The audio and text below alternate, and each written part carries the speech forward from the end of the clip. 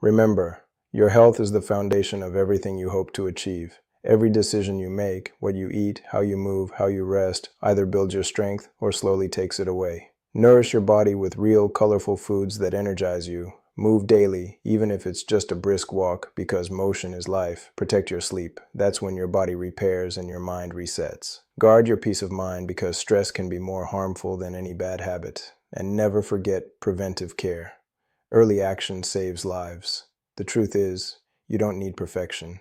You need consistency. Small, steady choices will carry you farther than drastic, short-term changes. So I challenge you, start today. Drink more water. Take those extra steps. Breathe a little deeper. Commit to yourself. Because the greatest gift you can give your family, your future, and yourself is a healthy, thriving you. Are you tired of jolting awake at 2 a.m. with that urgent need to rush to the bathroom? You're lying there frustrated, wide awake, knowing your peaceful sleep has been shattered once again. If you think the solution is simply drinking less water before bed, you're missing the real culprits that are sabotaging your rest. And now, number 1, the most powerful and overlooked strategy. This is caffeine timing and elimination. Caffeine isn't just in coffee. It's hiding in tea, chocolate, certain medications, and many soft drinks. Caffeine is a potent diuretic that can continue affecting your system for 6 to 8 hours after consumption. The solution isn't necessarily complete elimination, but strategic timing. If you must have caffeine, consume it before noon and limit total intake to 200 milligrams daily, equivalent to about 2 cups of regular coffee. Pay attention to hidden sources like green tea, which many people drink throughout the afternoon thinking it's harmless. Avoid synthetic materials like polyester that don't breathe well and can cause overheating or inadequate warmth regulation. When your body gets cold, it triggers vasoconstriction in your extremities, shunting blood toward your core organs. Your kidneys misinterpret this increased central blood volume as fluid overload and respond by producing more urine to reduce blood pressure. The ideal bedroom temperature ranges from 65 to 69 degrees Fahrenheit. Pay special attention to your feet, as cold feet are primary triggers for vasoconstriction. Always wear socks to bed if your feet tend to get cold. Wool socks are excellent because they maintain warmth even if your feet perspire slightly. Evaluate your sleepwear and bedding carefully. Choose natural, breathable fabrics like cotton, bamboo, or wool that regulate body temperature effectively. This keeps you properly hydrated without overwhelming your system when it should be winding down.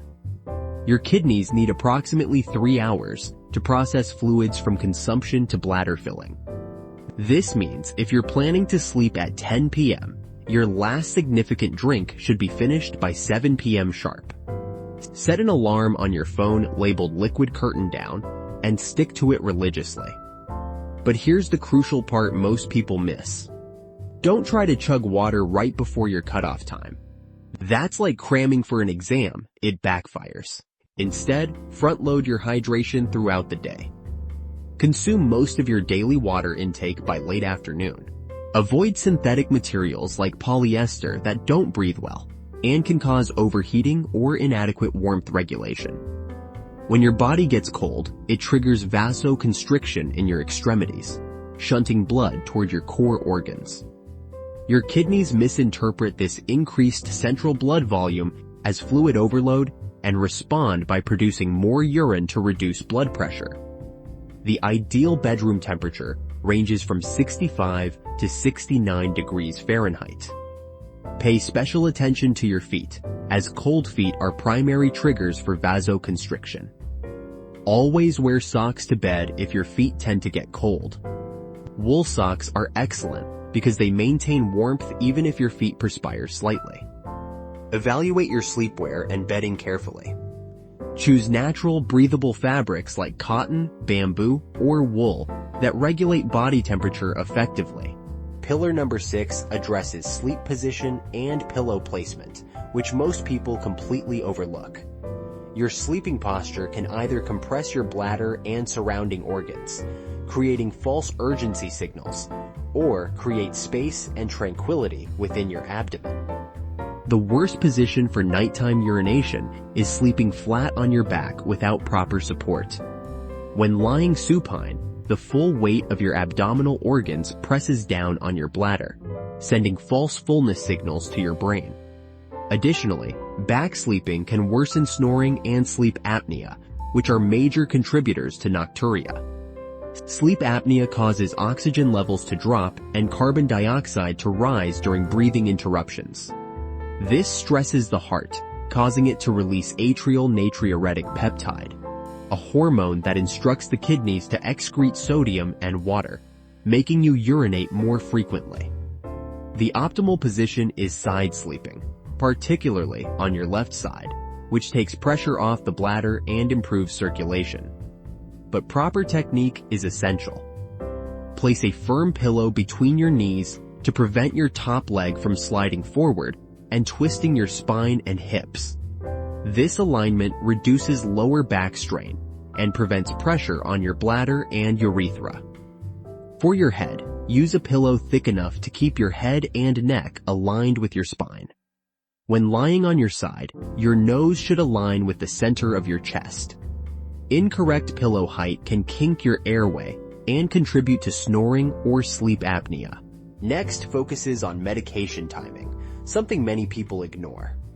Certain medications can significantly impact nighttime urination. Diuretics, obviously, increase urine production, but so can blood pressure medications, antidepressants, and even some over-the-counter pain relievers. If you take prescription medications that affect fluid balance, discuss timing with your healthcare provider. Sometimes shifting doses from evening to morning can dramatically improve sleep quality. Never adjust prescription medications without professional guidance, but understanding their impact on your sleep can lead to better conversations with your doctor about alternatives or timing adjustments. Pillar number 3 involves addressing underlying health conditions that contribute to nocturia. Diabetes can cause excessive urination due to elevated blood glucose levels. Heart failure can lead to fluid redistribution when lying down. Urinary tract infections, even mild ones, can increase urgency and frequency. Sleep disorders beyond sleep apnea also play a role. Restless leg syndrome and periodic limb movement disorder can fragment sleep, making you more aware of bladder sensations that you might otherwise sleep through. If you suspect underlying conditions, consult with healthcare professionals for proper evaluation and treatment.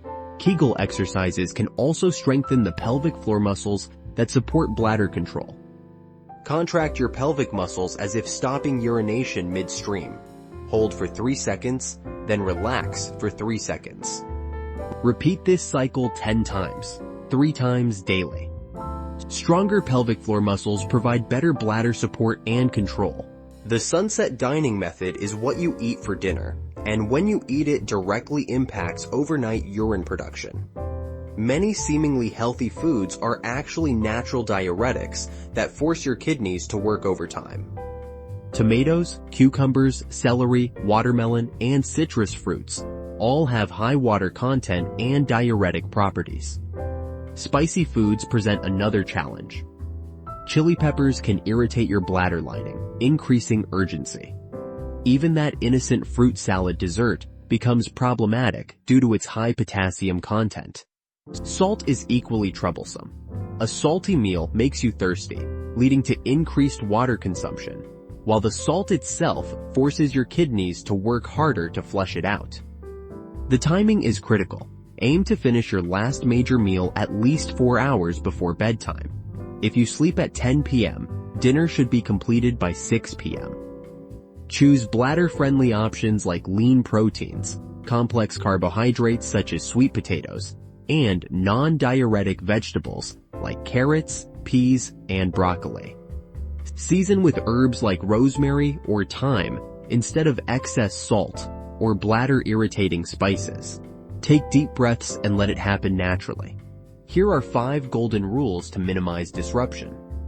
First, if you absolutely must sip something after your 3-hour cutoff, limit it to 1 ounce of water, no more than a shot glass worth. Second, maintain your 3-hour liquid curtain religiously, no exceptions. Third, avoid ice-cold drinks in the evening as they shock your system. Room temperature or warm is always better. Fourth, resist just-in-case bathroom trips once you're in bed. Trust the double void process and stay put. Getting up creates anxiety and can wake you more fully. The beauty of this systematic approach is that each pillar builds upon the others. As you master one strategy, adding the next becomes easier and more effective. You're not just treating symptoms, you're addressing the root causes of disrupted sleep and creating conditions for deep, restorative rest. Which pillar will you try first? Let me know your choice in the comments below. I want to hear your plan and follow your progress. If this video gave you hope and a clear path forward, type the word hope in the comments. And if you haven't already, subscribe to the channel and turn on notifications so we can continue this health journey together.